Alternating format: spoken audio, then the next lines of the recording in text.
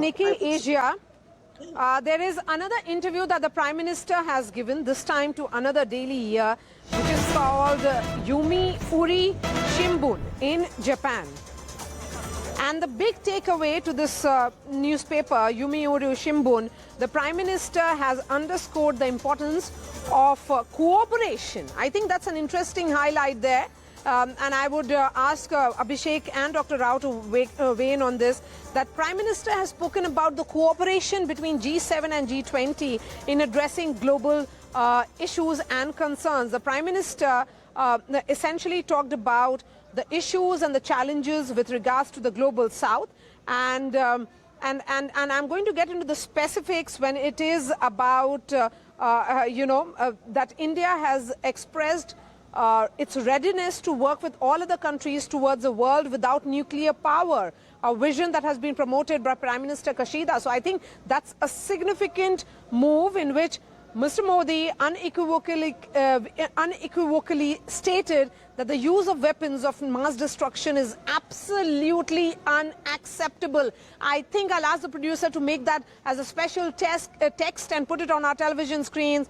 The question that was asked: what is the significance of your participation in the G7 summit as the chair of G20 at this juncture of international affairs? Prime Minister Modi said, and I'm reading that part of his interview which he has given, that the G7 and G20 summits are crucial platforms for global cooperation. As the G20 chair, I will represent the perspectives and priorities of the global south at the G7 summit in Hiroshima. Strengthening collaboration between the G7 and G20 is vital in addressing global challenges such as climate change, supply chain disruptions, economic recovery, energy instability, healthcare, food security, and peace and security.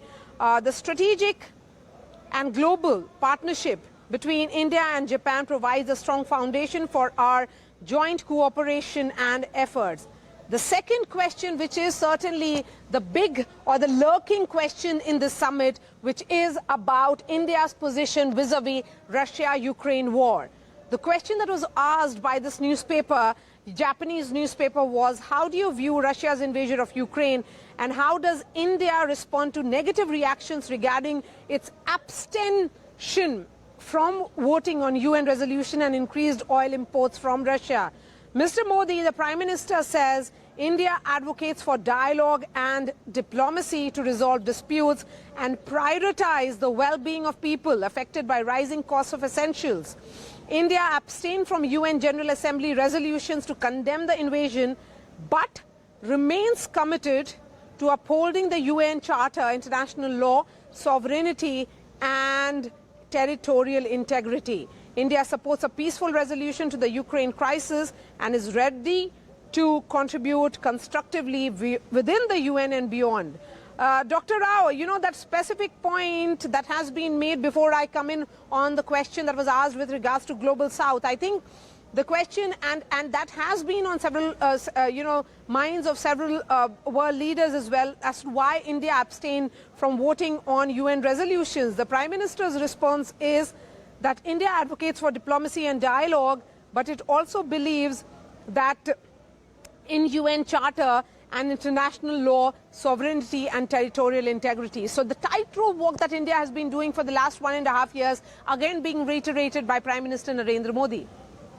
Yes, Maria, that was expected in many ways. You see, whether it's been the G20, the entire year of 2022, or whatever we've been seeing ever since 2023 started, about the different meetings that we saw at the G20 and the one that is coming up, or for that instance, anywhere where the world leaders have gathered, I think the Ukraine war has pretty much overshadowed the core agenda. So I think there's no surprises on the fact that India would again, be asked these questions on its neutrality and what does it mean, etc. And I think it is a good thing because, one must never shy away from having these conversations, because I think the world, there is a lot of genuine interest, Maria, and my understanding about how the world perceives, what does India stand. And I think if you see what has happened in the last 15 months is that India's unwavering, unflinching commitment to a neutrality, which has not really been fence-sitting, but it has been active actively pursuing, a genuine call for de-escalation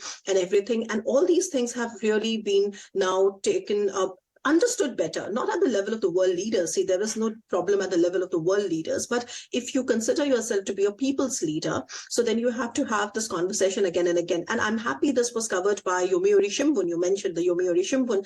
Yomiuri Shimbun has been one of the, it is actually one of the biggest newspapers in Japan with the best circulation. So Yomiuri Shimbun, when you talk to Yomiuri Shimbun, you're actually talking directly to a lot of Japanese people that you would not do if you were only talking to the English newspapers in Japan, because not many people read the English newspapers. So that's one. The And aspect, on Dr. Ukraine, Rao, I think in this interview